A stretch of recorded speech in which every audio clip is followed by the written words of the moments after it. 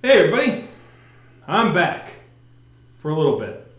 But I was off for a little bit and I needed a little bit of a head rest, I think. But I need to get myself warmed up. I'm going to be recording some videos, probably a few to kind of get myself warmed back up and posting them on a semi-regular basis in order to keep you guys afloat with what's going on in the news. Now, one of the interesting things that kind of pulled my mind is that I sometimes read regular news. In fact, it's probably the thing I read quite a bit and keep track of quite a bit.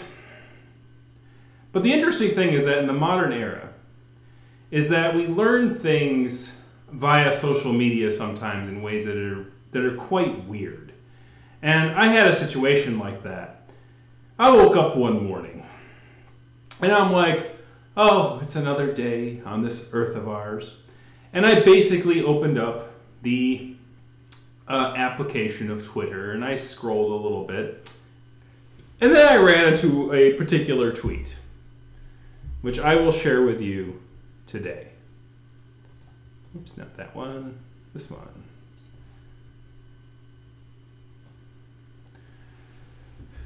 This is terrifying stuff with far-reaching consequences. Things could go down an incredibly dark path from here on, and it's going to be hard to sleep tonight. That said, it's still funny to watch Americans rush to get to their tweets off before Googling Abe's whole deal. Commentator who has studied Eastern Asian politics for decades. Regardless of one's feelings about Abe, one cannot deny this is shocking and... well-meaning liberals who never heard of Abe. Oh no! Guy with furry avatar and nothing to lose. F that guy. He sucked arse. Laugh my arse off. LMAO. So this tweet was how I learned that ex-Prime Minister of Japan, Abe, who went by the name of Abe, was assassinated by a person who basically made a handmade firearm and basically shot him in the back. So, not the most usual way to learn about a political leader losing their life, but this is the world we live in. And it brought to mind a sort of thing that I see a lot in the nonfiction space these days.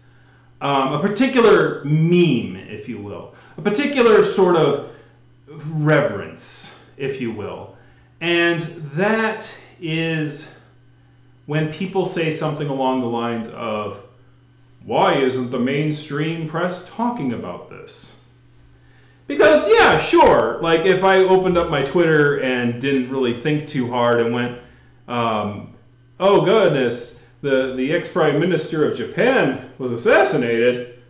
Oh my gosh, why isn't the mainstream media talking about this? Right? Because this is not how I learned it from. I didn't learn it from the mainstream media. I learned it from a little snarky comment over here from Ms. Sarah Jeong. Sarah Jeong? Jeong? Forgive my Western tongue. I'm a guy in a furry avatar that has nothing left to lose. So Ms. Zhang, yeah, basically was my inlet to learning about the assassination. And of course, she took a little shot at furries. Now, of course, if a furry avatar really didn't have much to lose, it's like, people who are named Abe in politics seem to have a real bad time of things in the past few centuries, don't they? It's like your friend Abe goes, I'm going to run for Congress. No! Change your name first. You'll be good. So here's the thing. When it comes to how we learn things in the modern era, you have to understand that when you see something online, there's probably news stories behind it. And sure enough, I went to, syndicated news and like a news aggregate site and found that yes, that occurrence did happen. It was the weirdest way to learn about it, but it was being covered by mainstream press. right? And by the way, it's good to have, even if it wasn't covered by mainstream press, even if you're talking about a topic that isn't, it's good that somebody is talking about it. You don't have to rely on mainstream press for everything. The thing about information dissemination is that people should like it. Like people, especially people who are journalists or reporters or nonfiction writers, they should be proud and happy that other people are talking about things in their own way without them having to be the arbiter of all information. And I think that that meme of why isn't the mainstream talking about this? Because because either A, they have and you didn't look for it, or B, they are, and people are talking about it amongst themselves. We don't have to wait for the mainstream press's permission to talk about things that are of concern to us as citizens or as denizens or as anything like that. It's okay if the mainstream doesn't cover everything. It's okay if the mainstream focuses on what they're good at rather than what they're not.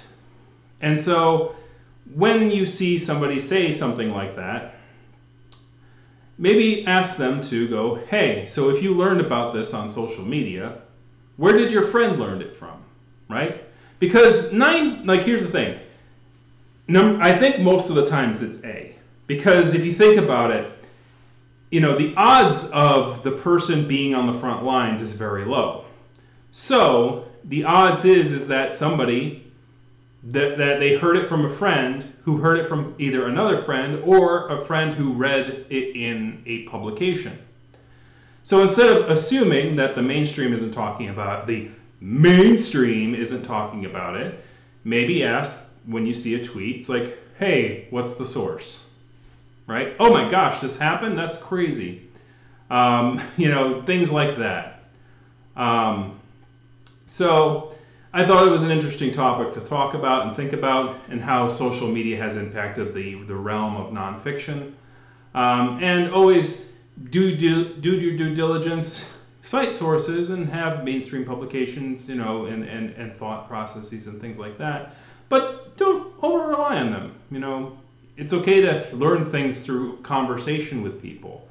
You don't have to wait for a guy on high to give you an exposition dump about the world events. You can always learn from each other. And that's the wonderful thing. That's a feature. That's not a bug. All right?